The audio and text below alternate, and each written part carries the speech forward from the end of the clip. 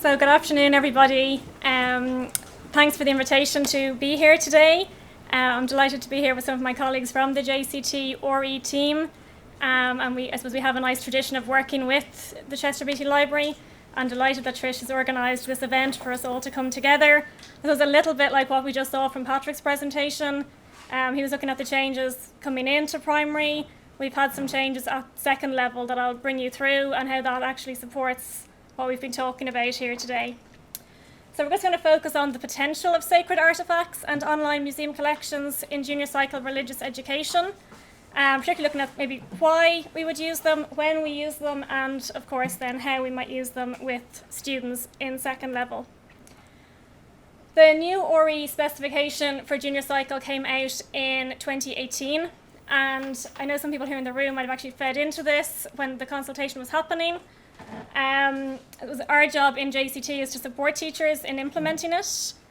The aim of the specification, just as a starting point, I suppose, shows some of the reasons why we would want to use the artefacts and objects and online museum collections within it. It's not just about knowledge, but we're developing understanding, skills, attitudes, and values in our students. We're enabling young people to come to an understanding of religion and its relevance to life, relationships, society, and the wider world. We want to develop the students' ability to examine questions of meaning, purpose, and relationships. We want to help students understand, respect, and appreciate people's expressions of beliefs, particularly appropriate for what we were talking about today, and to facilitate dialogue and reflection on the diversity of beliefs and values that inform responsible decision-making and ways of living. So I suppose the rationale for the why we would want to bring artefacts and sacred objects into the RE classroom, it comes right there from the beginning of the specification. There's a bigger picture behind the specification, which is the 2015 junior cycle framework. So all subjects have gone through this change at junior cycle level. There's 24 statements of learning that kind of give the overview of junior cycle. And 6 of those statements link to RE, and these 3 in particular I thought were very relevant for what we're speaking about. So it's not just in RE that these can happen, but we're looking at students creating, appreciating, and critically interpreting a wide range of texts. The student appreciates and respects how diverse values, beliefs, and traditions have contributed to the communities and culture in which he or she lives. And the student values local, national, and international heritage, understands the importance of the relationship between the past and current events and the forces that drive change. So lots of scope for these to come into other subjects too. History in particular springs to mind, where we also could be bringing some of these artefacts into play, but they are definitely embedded in the RE specification. The framework, as well as having these statements of learning, has key skills. So it's an active style of learning. There's 8 key skills in particular, and just at a glance, we won't go into them, but every single one has an element that links to digital technology as well. So when we talk about maybe online museum collections, we are, I suppose, encouraging students to use digital technology responsibly and productively, and online museum collections are a great way of doing that. I know people here have different backgrounds, so you might be that familiar with the specification, so that's just an overview of it, based around 3 strands: expressing beliefs, exploring questions, and living our values. And I think what's probably really important for the topic here is the elements down the bottom, so inquiry, exploration, reflection, and action. So with that, it's their skills and they're an approach to religious education. So it is that active engagement in the classroom to bring the learning to life for students. So I'm just going to show the definition of those really quickly. So just to keep in mind, it is about this sense of sparking curiosity in students. What we saw earlier, asking questions, getting students to come up with good questions, but then they want to research, they want to learn, they want to know more. And I suppose it's up to us to provide them with the stimulus material, the access to information, be that artefacts in the classroom or accessing information online, where they can then go and do further exploration into the topic of their choice. And again, coming back to take time for reflection and action. What does this mean to them and their lives? And how can this help them be active and responsible citizens in this country and in the world? There's a particular aspect of the specification called the classroom-based assessments. There are 2 of them. CBA2 in particular, which happens when the students are in third year, the title there on the screen, students will, over a period of 3 weeks, explore artistic or architectural or archaeological evidence that shows ways that people have engaged in religious belief, the human search for meaning and purpose in life. So I suppose with that in particular, you can see there'd be huge scope for hands-on learning and bringing that to life. What's really important is this whole specification takes a real integrated incremental approach. So this should not be the first time that they're doing this kind of work. It links to the learning outcomes. So you begin this in first year and they're developing the knowledge and the skills and the appreciation. And then they have lots of choice to go and pick a topic for research here. So it's all about introducing it to them early and letting that idea of exploring and using great resources becoming the norm in the classroom. So in terms of maybe definitions, just the terminology, when we talk about it here, artistic evidence, work produced by an artist, craftsperson or musician. And for the CBA, it includes film and literature as well. Architectural evidence, so really looking at buildings and physical structures. And then archaeological evidence, and we can see in there material remains of past human life, monuments, artefacts, and other physical remains. So it's not, you can't really avoid, I suppose, bringing the artefacts into junior cycle RE now. That the specification is very much built for that, so that there's huge potential. As a team, junior cycle for teacher RE team, we, I suppose, wanted to bring this to life for teachers first, so then they can pass it on to their students.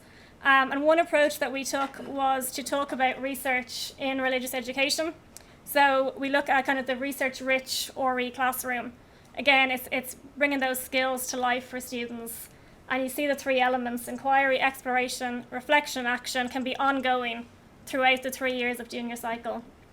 So we've kind of highlighted different ways, because often when we talk about research, even with our students in secondary school, it's all about going online.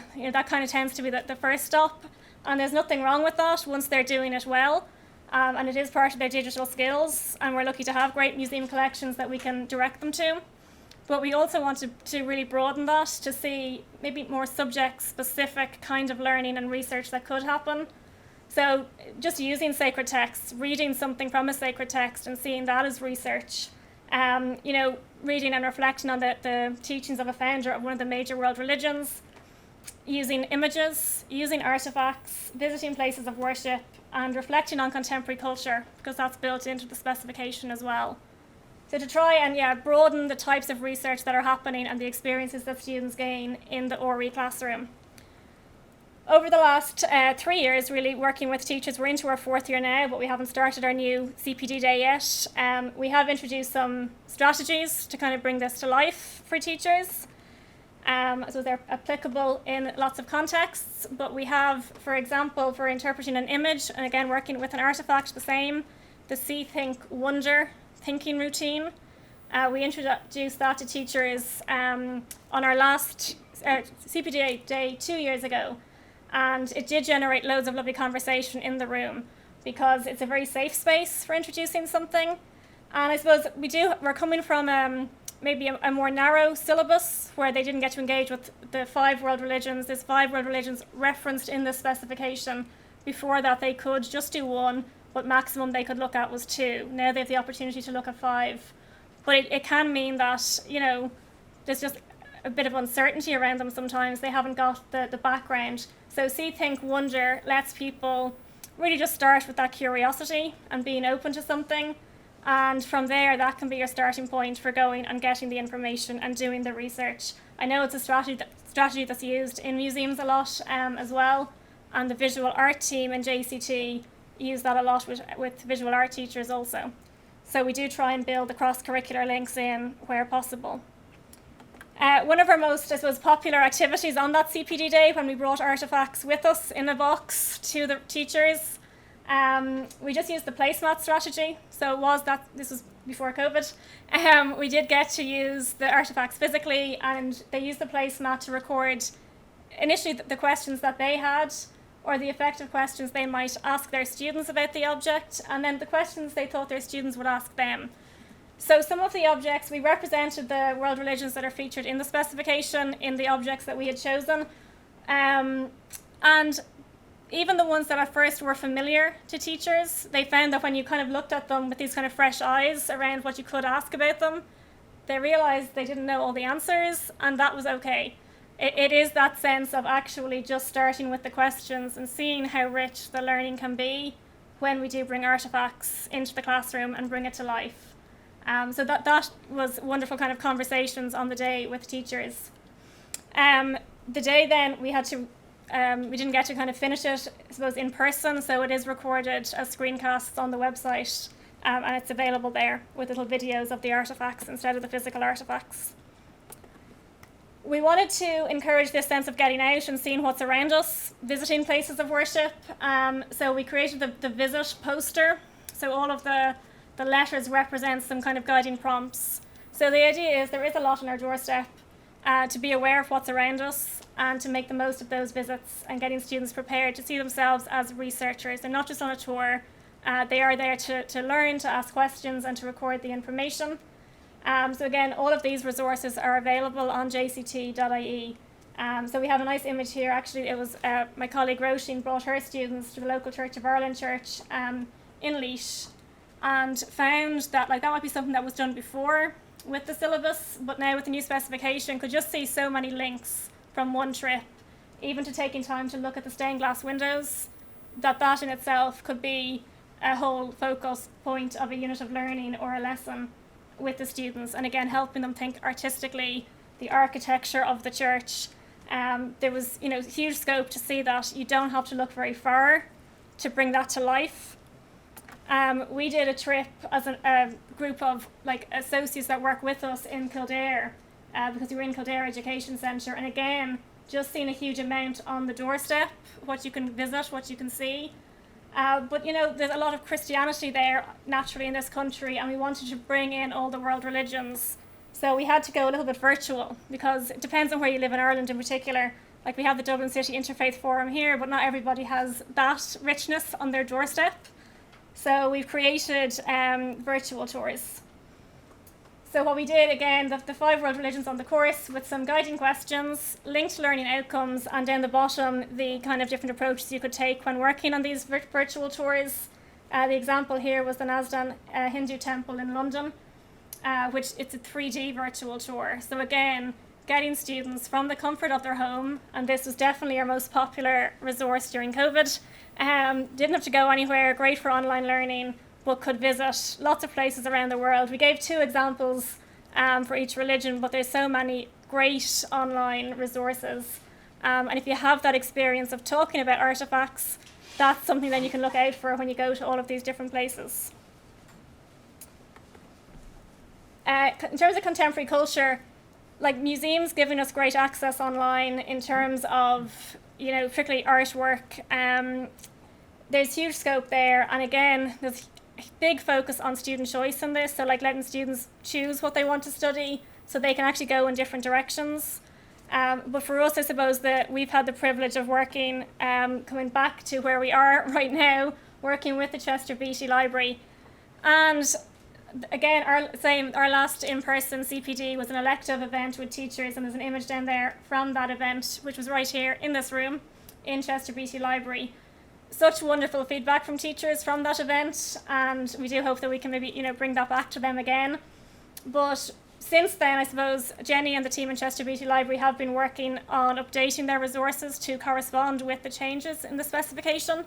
So we're looking forward to that being released and then sharing that with teachers. But I suppose in the meantime, we are going to be directing teachers to the online collection here, and to see just how much that is relevant and is accessible and does link to the world religions, is just free and ready to use, with particular educational links and guides to go with them. So that was a very quick tour of the junior cycle specification and some of the approaches that we've been taking with teachers and encouraging teachers to use with their students. So all of the resources that were just highlighted there are available on jct.ie. You can follow us on Twitter. We'll tweet about this event in a minute. And if any further questions, info@jct.ie, and we'd be happy to answer them. So thank you so much.